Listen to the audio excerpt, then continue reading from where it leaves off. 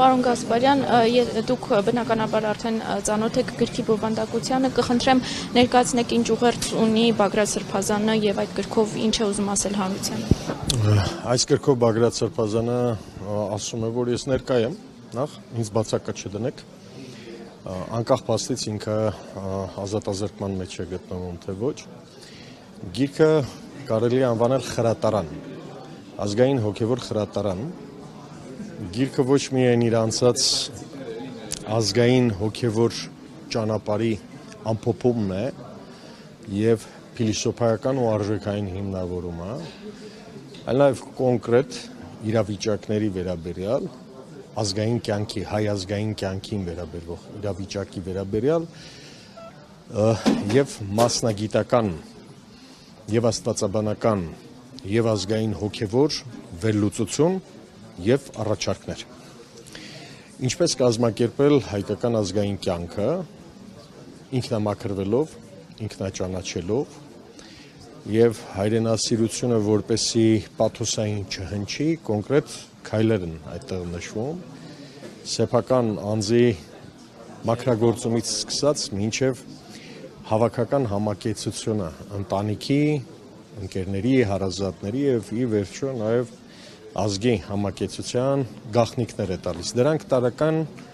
քայլեր են, որոնց անդրադարձել են նաեւ մեր հայրերը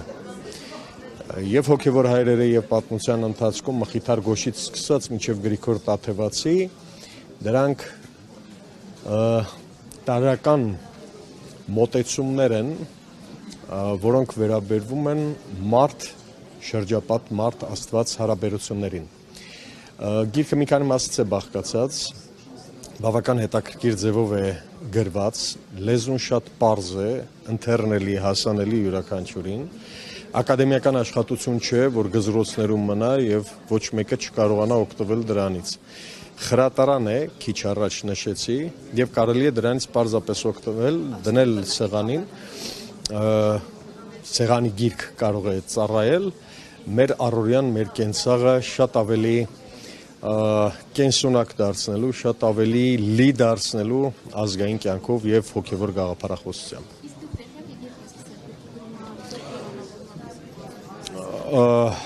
Գիրքը շատ ավելի շուտ է սկսել Բագրատ Սրբազանը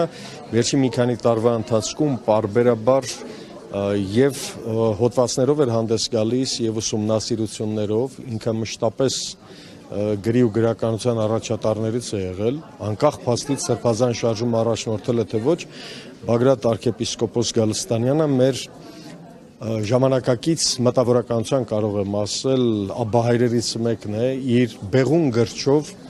իր արթուն եւ պայծառ մտքով,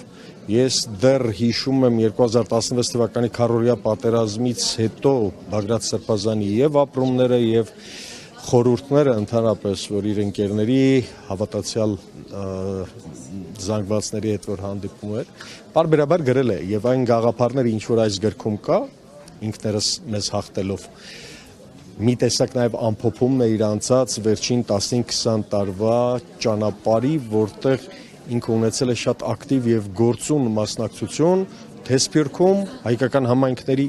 վերակազմավորման գործում եւ թե Հայաստանում իր թեմական ծառայության ընթացքում մեր հայրենակիցների կամ հավատացյալների հետ հանդիպելիս։ Ամբողջություն է կարելի ասել նվազագույնը 1.5-2 տասնամյակի իր հոգևոր ծառայության, հոգևոր գործունեության գրական շարադրումն է կարելի ասել։ Երբ է հրատարակվել կամ հրատարակվել է անցած տարի, կարելի է ասել այս տարի եւս մեկ ներկայացում եղել է գրքի բովանդակության վերաբերյալ, Բագրատ Սրբազանը ինքնանձամբ է մինչև կալանավորվելը ներկայացրել այս գրքի կարևոր հատվածները եւ կարևոր ուղերձները, որ կային, բայց կրկնեմ, սա մեխանիկական հավաքածու չէ,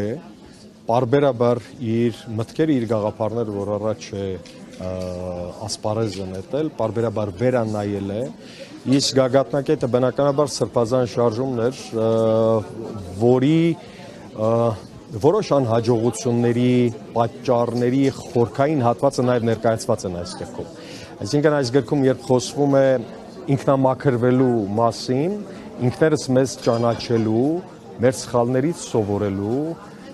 հայ ընտանիքի, քրիստոնեական դասյարակության, հայոց լեզվի, հայ մշակույթի եւ ընդհանրապես ընտանիքի ինստիտուտի պահպանման, ինքնախաբեությունից դուրս գալու կամ այդ շղարշը պատրելու մասին, ես կարծում եմ, որ սրբազան շարժման ընթացքում տեղի ունեցած սայթաքումները, անհաջողությունները նաև որոշակի ազդեցություն են թողել գրքի ամբողջական պարունակը ներկայացնելու առումով։ Այսինքն եթե ինքը բանտում չլիներ, այսօր լինելու էր այստեղ գրքի հերթական քննարկման եւ տեղյակ էին, որ այսօր այս իհարկե տեղյակ է եւ կարծում եմ մի փոքր անակնկալ կլինի այսօր, չեմ բացի փակագծերը, բայց Բագրատ Սրբազանի ընկերները, հարազատները